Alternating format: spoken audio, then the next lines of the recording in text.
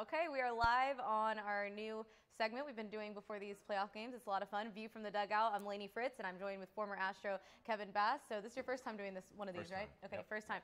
So we're on Facebook Live. We're on Click to Houston, YouTube, and I'm pulling up the Facebook right now. We're going to be taking questions from you guys. So get the questions going, and we'll be asking you those questions, or we'll be answering those questions. But first, let's start off with Game 2 here. You know, the Astros did their job in Game 1. We already knew they could win on the road all season. What did you think of last night's performance? Big win, I thought. Winning that first game, leading off, winning at their ballpark. Not an easy place to win. Not an easy place. Temperatures were different. You know, you saw each pitcher. You saw a bunch of the breath from a lot of the players. It was cold, so that makes a difference. As a ball player, it makes a difference. But they really, really went out and did their job. Chris Sales wasn't the Chris Sales that we normally see. And, you know, just that whole time, they're just trying to sit there, figure each other out. Verlander got a little wild later on, gave up some runs. But, you know, as usual, these guys find ways to win. They broke things open. Big home run by the right fielder. I mean, it was Riddick's home run pretty much settled everything. Huge hit by Carlos. I mean, a big hit for him as far as his confidence, I think. And also for Gurriel, because those are two guys that have struggled a bit as of run by recently. Gurriel was, that was huge. So it was really neat to see that those guys, they played with aggression. They weren't scared. They're not intimidated by the big moment. You know, it's just like I've told people before, my hat's off to Lunau. You know, he really put together a great nucleus of guys, and they just play together. They love each other. That's what I see as a ex-Astro. They have more fun than any especially professional team I've ever been around.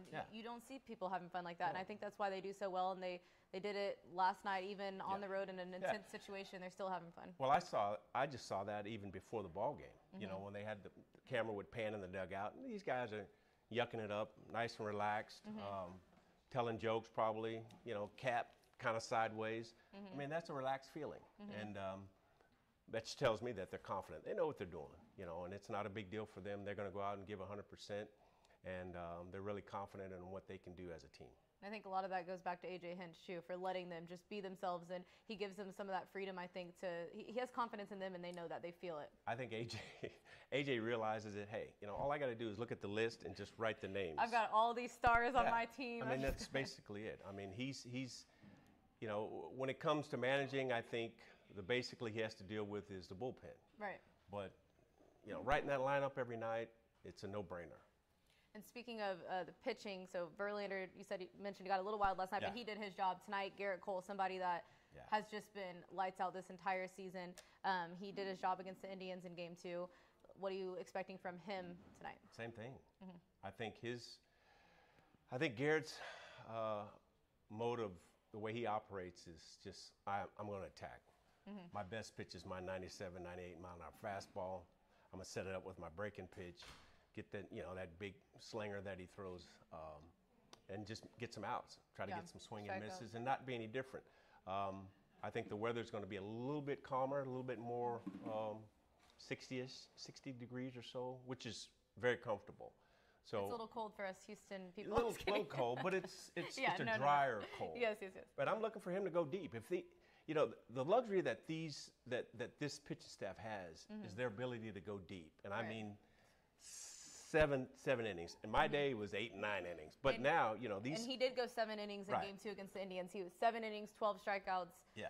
So if he can do that, yes. And then on the opposite side, I think if the Astros can get some early runs on Price, then what their bullpen is looking a little slim, because they used everyone last night. They used everybody last night. They used everybody, and don't know the condition of Kelly, you know, because they came out to the mound, you know, for some reason. Nothing was really shared on truly why or what was his problem. But I don't know if he's going to be available tonight, possibly. But yeah, they really they weren't scared of that bullpen last night. They kind of bided their time, you know, fought off some good pitches, got some key walks, and just very patient. And like I tell a lot of people, I tell fans, they ask me, well, yeah, what do you think about the Astros? And I always tell them this one thing. The team that makes the least amount of mistakes out on that ball field, that's the team that's going to win. And that's what we saw in the ALDS too, because the Indians had these critical mistakes that really cost it. Exactly. So we've got a question from Debbie Aldridge Bolton. She says, Art Howe predicted us winning by 5 games last night. So do you have a prediction for tonight? Well, I think it's tough. With Garrett Cole out there on the mound, I'd say yeah. But to win 2 games in a row in their own ballpark, that's I'm not going to say asking for a lot, but this is the team that won 108 ball games. My prediction, I believe Astros in 6 games. In 6, okay. It's hard for me to believe a team can be swept. I mean, you're talking, boom, they beat them 2 there. Right. And then they come in and But we did say that about, me and Larry said the same thing about the Indians. Yeah. And they got hit with a buzzsaw. They proved us wrong. Yeah, they proved us wrong. We've got no Duran or Duran, sorry if I'm pronouncing it wrong, watching from Mexico. So hello from Mexico there. Do we have any other questions yet? Keep the questions coming, guys, and we will answer those. We mentioned Correa and Gurriel getting back in a groove, and I think that's really gonna help them, especially with Correa now being lower down, like on the 7th spot. And because Hinch mentioned that before the game, he said that's the beauty of his lineup is he never has to worry. He's got guys who can produce in every single spot. Exactly. I was watching the game last night, and I'm saying, if I'm a pitcher opposing the Astros, there's no letdown. Right. Maybe possibly relief with Maldonado, but you got to contend with Correa, then you got to contend with Reddick. Reddick, yeah. And so there's really no letdown in that lineup. So when you might have your energies focused possibly on Altuve and possibly on Bregman, and all of a sudden you got Gurriel coming up, and you got a man in scoring position, and so it's never any breaks. Marwin, it's Marwin's all these guys can hurt you. And they've all stepped up in big moments too. It's not just like they're all somewhat consistent. It's like they're all clutch players at this point, and that's what you can never overlook. Bregman, I mean, it's insane what he's been able to do. He has 4 homers in his last 11 postseason games, 6 career postseason homers. For such a young guy, do you ever think about just how he can handle that pressure, and are you impressed by that? Not really. That doesn't impress me because remembering back from my experience, once you're in the league about 2 years, close to 3 years, you kind of get the gist of what they're trying to do to you as a player. And he's right on track and right on schedule. Not only that, his baseball intelligence helps him to be a cut above of the norm kid of the amount of time that he's been spending in the big leagues. And this kid, his swing is very, very simple. It's from point A to point B. So he doesn't have a lot of, crazy movement with his hands and this and that. So he's very direct to the baseball. The most thing that I'm impressed about with, this guy was on base, 4 times last night?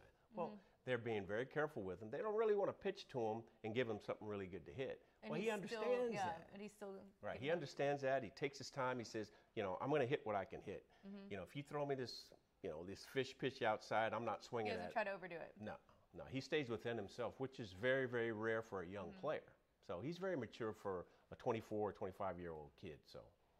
Okay, we got another question here. David Rankin, how does this team compare to the camaraderie of the '86 Astros? That's a good question. Just looking from the outside, I'm not in the clubhouse per se. The camaraderie that we had at any given night, you could see 7, 8, 9, 10 of us out to dinner at one time at the same restaurant. We actually liked each other.